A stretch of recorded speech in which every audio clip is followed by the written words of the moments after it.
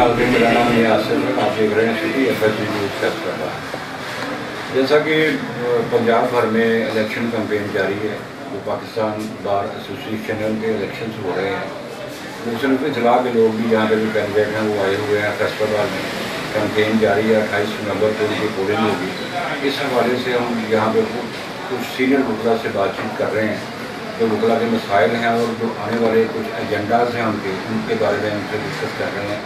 इसी हवाले से फैसलाबाद के मोस्ट सीनियर एडवोकेट राय उमर फारूक साहब हमारे साथ मौजूद हैं। इनसे बात करते हैं, उनसे पूछते हैं वकला के बारे में जो भी मसाइल हैं। सलाम वैसा थैंक यू।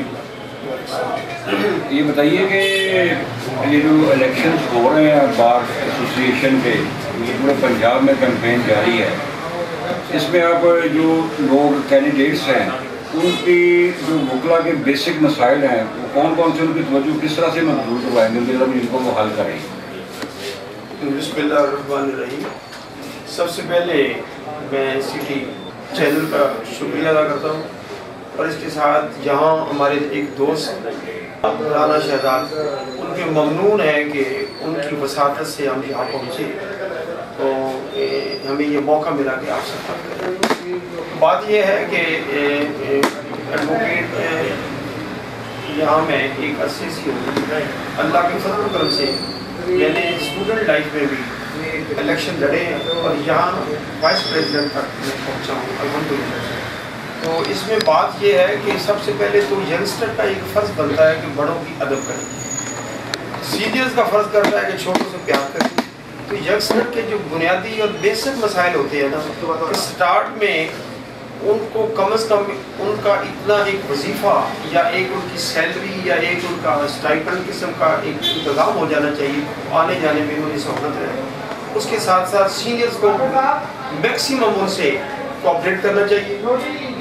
अगली बात यह है, उनके पास एक चैम्बर होनी चाहिए और इससे आगे रिहाइश का भी इंतजाम होना चाहिए, ताकि सहूलत से एक बाइज़त तरीके से एक सोसाइटी में उन्हें ज़िंदगी गुजारने का मौका मिले। ये बताएं कि वकला जो है एक बरादरी जैसे होती है, कोई जात पात होती है, इस तरह का कोई माहौल क्रिएट हुआ है जहाँ भी काफ़ी इस तरह की हमें कंप्लेंट्स मिलती हैं कि जहाँ भी कोई किसी वकील के साथ मसला दरपेश आता है तो सारे वकला जो हैं वो कहते हैं कि हमारा भाई अगर गलत भी है तो हम उसके खिलाफ हैं, तो गलत करने के लेके ये बात दुरुस्त है, इसकी रोकथाम कैसे होगी?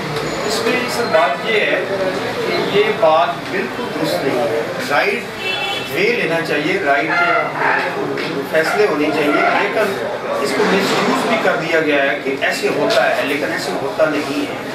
तो एक कॉज होती है ना, आपने देखा है कि ये जो जस्टिस चीफ जो इफ्तिखार साहब की ये तारीख चल रही थी, वो हमने क्यों जीता उसको? हम की एक जायज़ कॉज थी, तो जायज़ कॉज के लिए सब लोग एक जगह पर थे। चंद ब्लैक इसकी एक बहुत बड़ी मिसाल रिसेंटली लाहौर का वाक़या, हॉस्पिटल में जो अटैक किया और वहाँ पर तोड़फोड़ की है, इसमें क्या हुआ? क्या आप क्या पूछ रहे थे? उसमें यही हुआ है ना कि वहाँ गवर्नमेंट की इमला को नुकसान पहुँचाएगा। वकला पढ़े लिखा तबका होता है, इनसे ये तवक्को नहीं की जाती कि ये इस तरह का कोई स्टेप ले लें वैसे होंगे।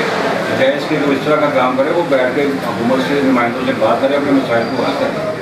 उसमें सर बात ये है, पहले तो ये देखना चाहिए कि यहाँ तक बात क्यों पहुँची, जो उसका रूट काज है उसको अगर हल कर दिया जाता बात शायद इस नहज पर ना पहुँचती। लेकिन बहस कासौरी से ये मीडिया वाले भी को मामला ऐसा बना देते हैं जिससे ये मिसअंडरस्टैंडिंग हो जाती है। वकला ने जो हमारी बॉडी है, जो हमारे एग्जीक्यूटिव है, उन्होंने उन चीज़ों को कंडेम किया है कि ये अच्छा नहीं हुआ, लेकिन यहाँ तक बात क्यों पहुँची?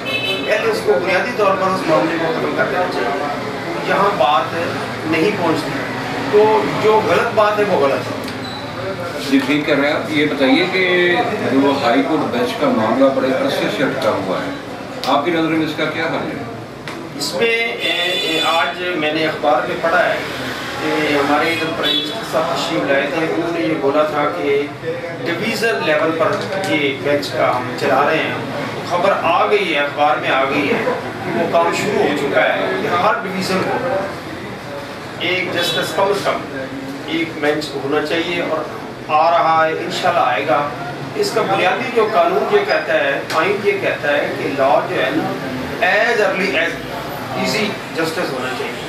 اگر ڈویژنل لیول پر ایڈیشنل سیشن جج کا ایک دفعہ ہوا تھا اور وہ بہت اچھا تھا، اسی طرح ایک جج آ جائے جسٹس، عوام کو فائدہ ہے، وکلا کو بعد میں فائدہ ہے، لیکن وکلا بھی پارٹ آف عوام ہے، پارٹ آف سوسائٹی ہے، اس کو ارلی انصاف ملے گا، ایزی انصاف ملے گا، یہ ہونا چاہیے۔ اور ہم پوری امید رکھتے ہیں کہ جو ہمارے پرائم منسٹر ہیں وہ انشاءاللہ اپنے دور میں یہ کر گزریں گے اور ہم اس کے وہ مبارکباد کے مستحق ہوں گے اور ہم اس کا انشاءاللہ پیش کی تھینکس ادا کر دیں گے۔ یہ کام سٹارٹ ہو چکا ہے۔ جی، آپ نے رائے عمر فاروق صاحب کی باتیں سنی ہیں، بڑی یوزفل انہوں نے مشورے دیے ہیں وکلا برادری کو، اپنے ینگسٹرز کو بھی، کہ جو وہ کرتے ہیں جس طرح سے وائلیشن کرتے ہیں جو تھوڑے سے لوگ ہیں ان کو نہیں کرنی چاہیے، اور ان کی جو مسائل ہیں ان پہ بھی انہوں نے بتایا ہے کہ کون کون سے مسائل ہیں ان کو حل کرنا چاہیے اور ان سے بہتری آئے گی۔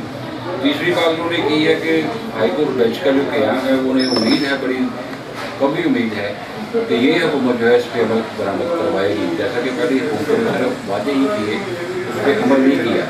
اگر یہ اس طرح ہو جائے گا تو ان کی نظر میں تمام لوگوں کا اور وکلا کا بھی اس سے فائدہ ہوگا۔ کیمرہ مین عمران کے ساتھ سٹی ایف ایس پی